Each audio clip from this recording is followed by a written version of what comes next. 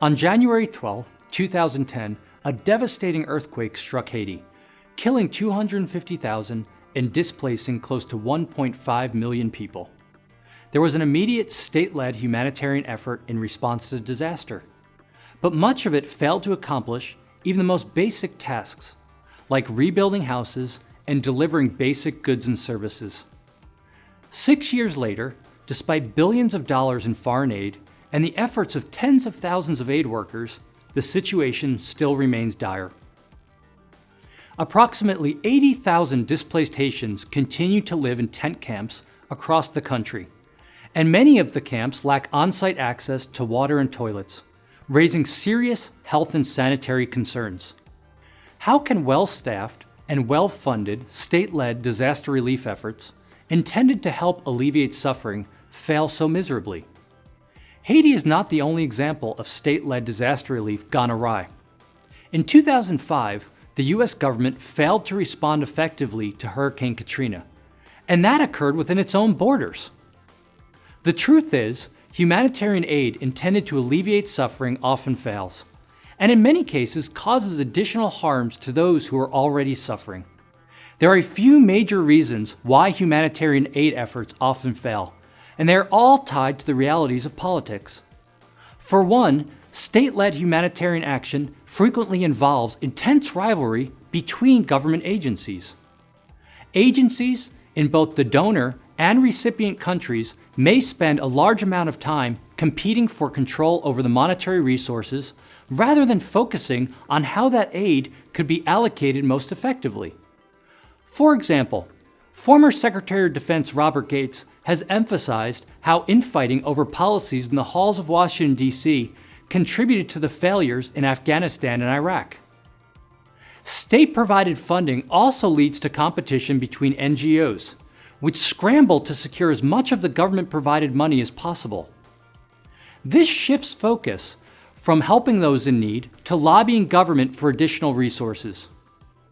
After the international community pledged $10 billion in aid to Haiti, the number of NGOs joining the effort skyrocketed from 10,000 to 15,000.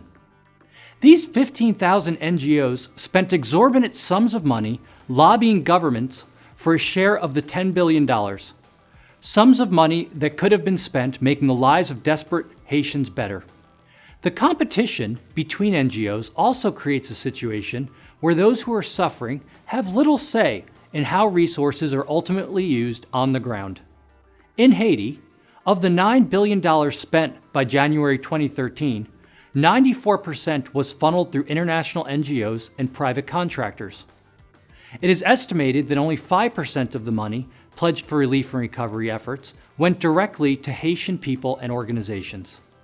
Yet another reason that state-led humanitarian efforts often fail is because they are stifled by inefficient bureaucracies. In Haiti, trucks carrying supplies for the World Food Program were refused entry and delayed for several days as Haitian bureaucrats filed customs paperwork, and shipping containers filled with basic relief goods were delayed entry for months due to bureaucratic hand-wringing. But this isn't unique to Haiti. In the first 8 months after Hurricane Katrina, billions of dollars were wasted and misspent, including a housing program that built empty and unused trailers. What is it about government bureaucracies that so often result in waste? Two things. First, bureaucrats are motivated to maximize their budgets and staff because this gives them outsized influence in policymaking. But in order to secure more money, bureaucracies have to commit to undertaking more activities, often beyond what they are actually capable of. This is known as mission creep. Second, bureaucrats have no incentive to operate efficiently because they are playing with someone else's money.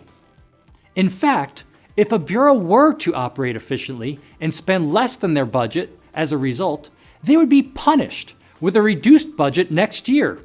The realities of politics give us good reason to be skeptical of government's ability to effectively provide short-term relief to struggling countries.